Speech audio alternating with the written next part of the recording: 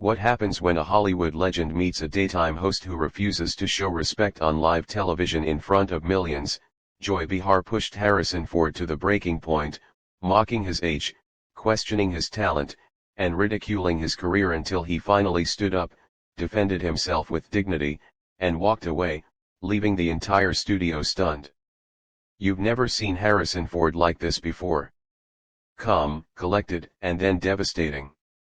Joy Behar thought she could humiliate him on her turf, but the legend reminded everyone why he's still Indiana Jones at heart. This is the story of the day Hollywood met its match and won. The studio lights blazed as the morning taping of The View began. Fans in the audience clutched their phones, hoping to catch a glimpse of the man who defined an era of cinema, Harrison Ford. At an 82, he was promoting his final film as Indiana Jones, a bittersweet swan song to a career spanning decades. When he walked onto the stage, the crowd erupted into applause. Dressed in a crisp navy blazer, his trademark smirk just visible under his salt and pepper beard, Harrison waved modestly, and sat down. "Welcome, Mr. Ford," Joy Behar began, her tone already sharper than usual, though it was hidden under her signature grin. "Or should I say Grandpa Jones?" the audience chuckled nervously. Harrison raised his eyebrows but smiled politely. "Well, I guess age happens to the best of us," he replied, leaning back in his chair. Joy didn't wait a beat. "Does it, or are you just clinging to relevance by dusting off the same old hat and whip? I mean, you've been playing this character since what, before some of our viewers were even born?" The studio audience fell silent. Harrison folded his hands calmly and looked her in the eye. "I like to think that storytelling is timeless, Joy.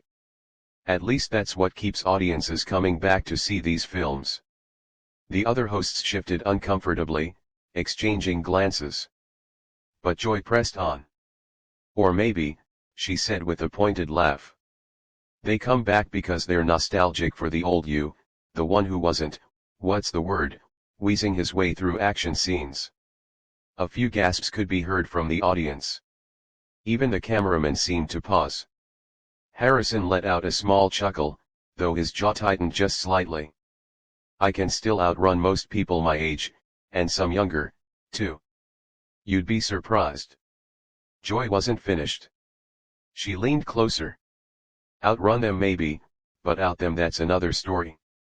Do you really think your, how shall we put it, grumpy take still works in today's Hollywood?" Harrison leaned forward now, his expression calm, but his eyes sharp.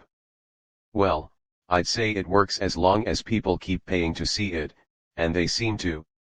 There was a smattering of applause from the audience, but Joy rolled her eyes and waved her hand dismissively. "Oh, please. That's just nostalgia talking. No one really cares about your kind of movies anymore." The temperature in the studio seemed to drop. Harrison sat back in his chair, resting one ankle over the opposite knee. His smile had faded, but his composure remained intact. "Well," he said softly, "I've always believed that people care about stories, and it seems to me from the turnout at the box office, they still care about mine." Joy leaned back, a victorious smirk on her face. "We'll see how long that lasts, won't we?" Harrison simply nodded as though he had heard it all before.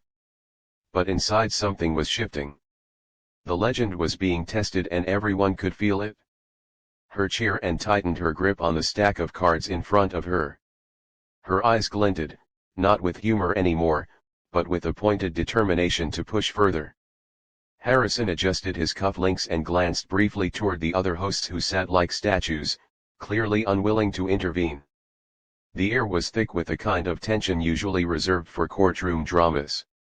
Joy smirked and continued, "Well, Harrison, you say people care about your stories, but don't you think at some point it's time to let go, to gracefully step aside? You've had a good run, but don't you feel ridiculous pretending to be an action hero at your age?" A few gasps and an audible oof came from the audience. Harrison blinked slowly. "Pretending, Bo?" he asked, his tone cool. "Well, Joy, acting is pretending, isn't it? That's the whole point of the craft. Unless you thought all this was real." The audience tittered nervously. Joy's smile tightened. "Oh, don't get clever with me, Harrison." She shot back. "What I mean is, when we watch you on screen these days, we're all just waiting to see if you break a hip." Laughter bubbled from the crowd, nervous, awkward, not quite sure if they should. Harrison remained still, his fingers laced together in his lap, his expression neutral, but his eyes sharp as a whip. "I see," he said after a moment. "Well, I'm glad I can still keep people in suspense. That's good storytelling, I think." Joy leaned forward, unwilling to let go. "You know what I think? I think you've made a career out of playing the same angry, brooding man for 50 years, and everyone's too polite to tell you it's boring. You're boring now, Harrison. Don't you ever feel ashamed of showing up to collect a paycheck for the same role over and over?" The words hung in the air like a dagger. Even the cameras seemed to hesitate, their worrying fans audible in the dead silence that followed. Harrison didn't flinch. "Shame," he repeated softly. "No, Joy, not once. Because every time I show up, people show up with me. People who grew up watching those characters, who bring their kids and grandkids to watch them now. And for me, that's worth a little gray in my hair and some aches in my knees." The audience clapped timidly, but Joy cut through it with a dismissive wave. "Please, Harrison, stop romanticizing it. You're just another overpaid movie star who's lucky the industry still humors you. Tell me, do you even enjoy acting anymore, or are you just addicted to the attention?" At that, Harrison leaned forward, his voice low, deliberate. "You know, Joy, I didn't come here today for your approval or for your diagnosis of my motivations. I came here to talk about a film, a story that my crew and I poured our hearts into, but you seem far more interested in tearing down the person telling the story than hearing about the story itself." Joy scoffed loudly. "Oh, don't play the victim, Harrison. You've had more opportunities than anyone could dream of. But let's be honest, you're just a cranky old man clinging to what little relevance you have left." Harrison straightened his back, his eyes glinting now, though his voice remained calm. "Maybe I am cranky. Maybe that's because I've seen enough in this business to know the difference between someone asking tough questions and someone who just enjoys being cruel." The audience erupted, this time with real applause. But Joy slammed her palm on the table to quiet them. "Don't flatter yourself.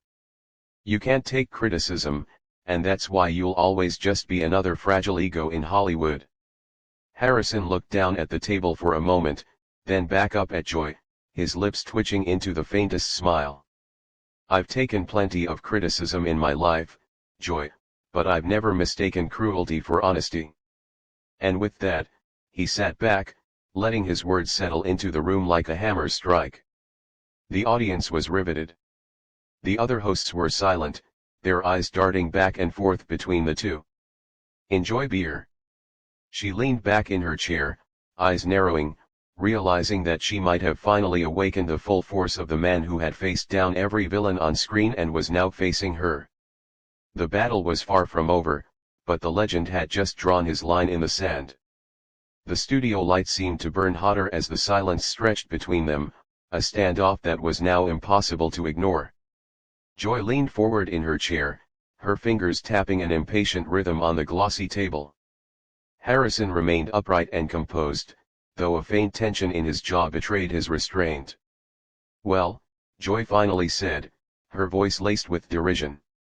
"You always were good at pretending to be unbothered.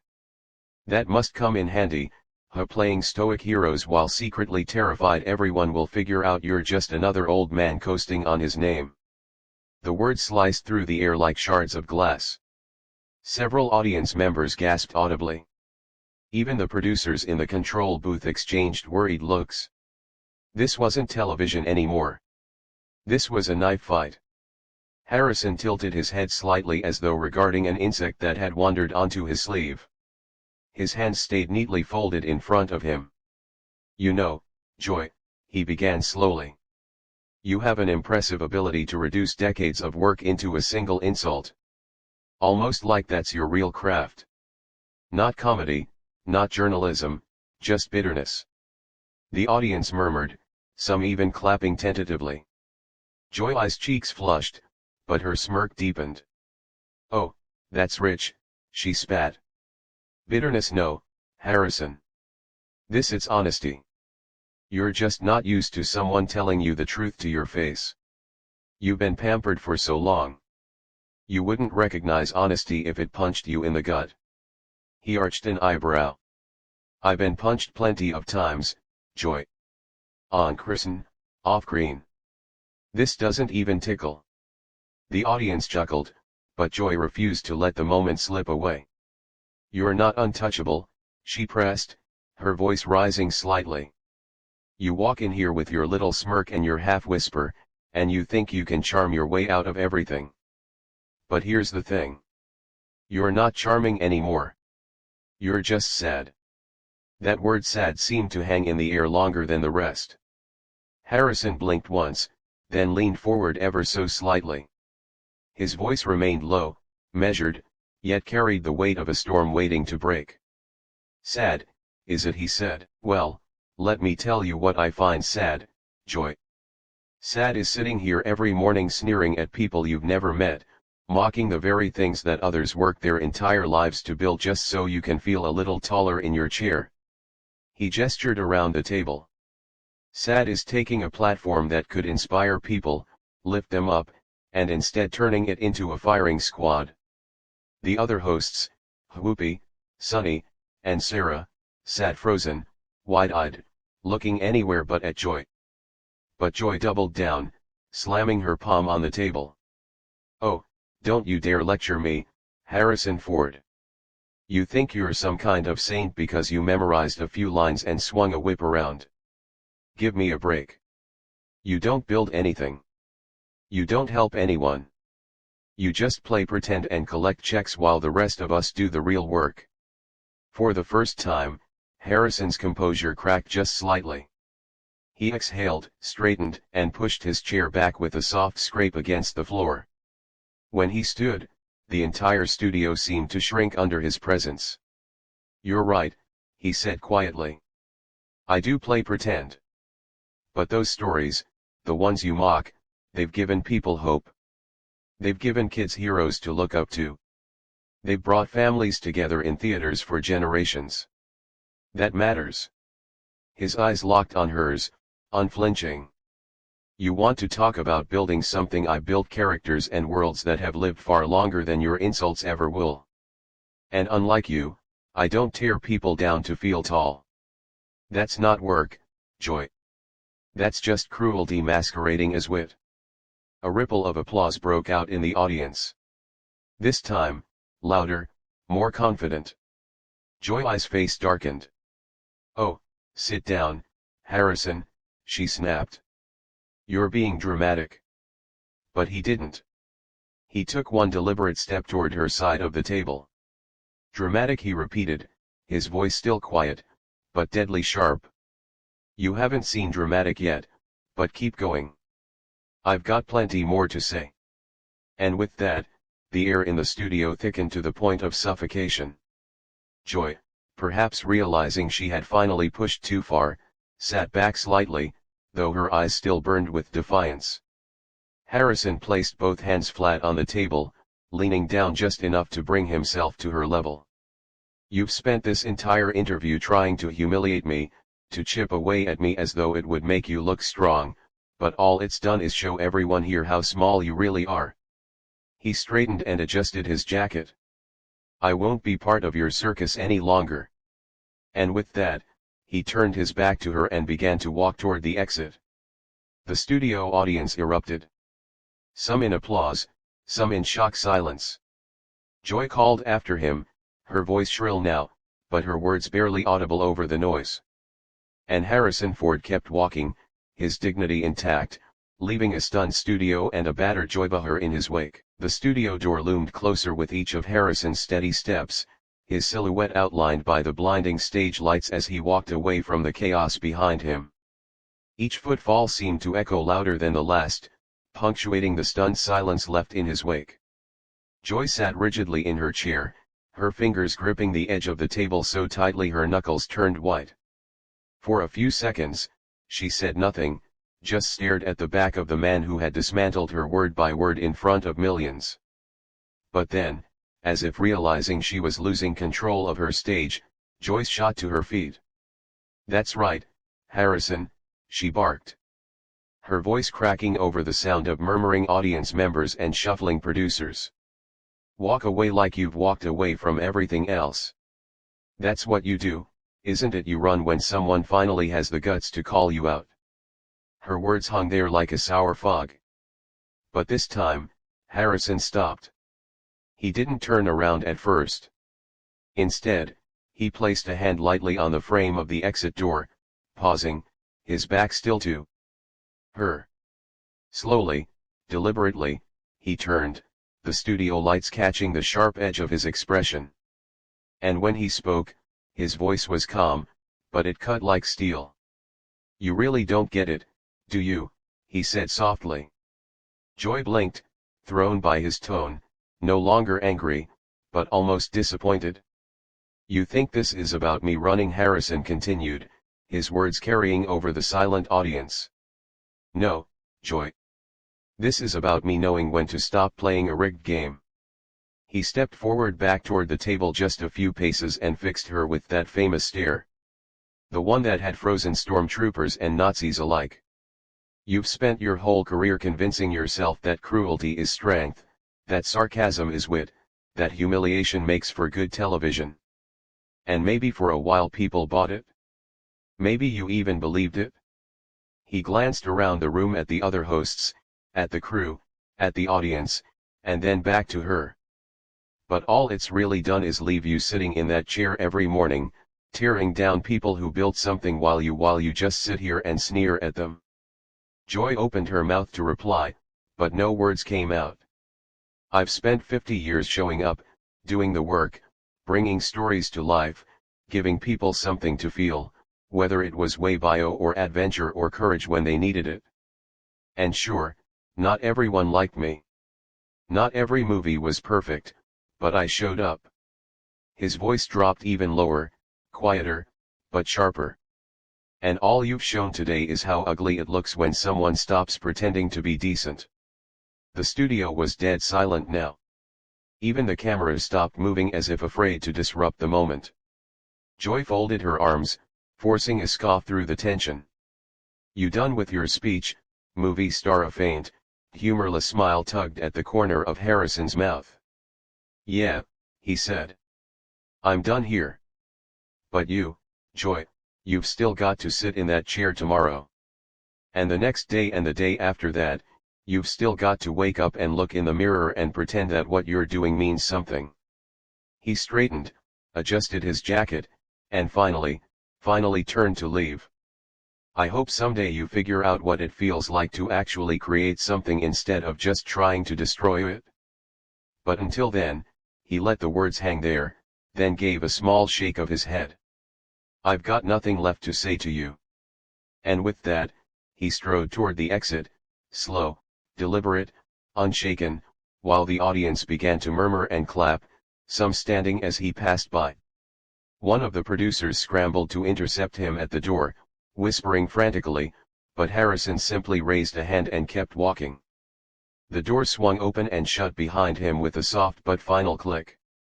Joy stood alone now, her face a patchwork of anger and something she couldn't quite hide. Shame. The remaining hosts exchanged awkward glances, no one daring to speak first. The audience sat in stunned silence, a few people capturing the aftermath on their phones. After what felt like an eternity, Joy sank slowly back into her chair, her gaze fixed on the empty space where Harrison had stood. In the control booth, someone finally had the sense to cut to commercial. But it was too late. The damage was done. The clip would be replayed on news shows, analyzed by commentators, and dissected on social media for weeks to come. Some would call it the day Harrison Ford ended Joy Behar. Others would say it was just another example of how toxic daytime television had become. But everyone agreed on one thing. That day, the man they called Indiana Jones walked out of the view with more dignity than the entire panel combined. And Joy Behar was left with nothing but the sound of the door closing and the weight of her own words echoing back at her. What did you think of this unforgettable showdown? Was Harrison Ford right to stand his ground and walk away, or should he have stayed and endured the attacks? Let us know your thoughts in the comments below. And if you enjoyed this story, don't forget to like, subscribe, and hit that notification bell so you never miss another behind-the-scenes drama. Thanks for watching Naruto, where the real stories behind the headlines come.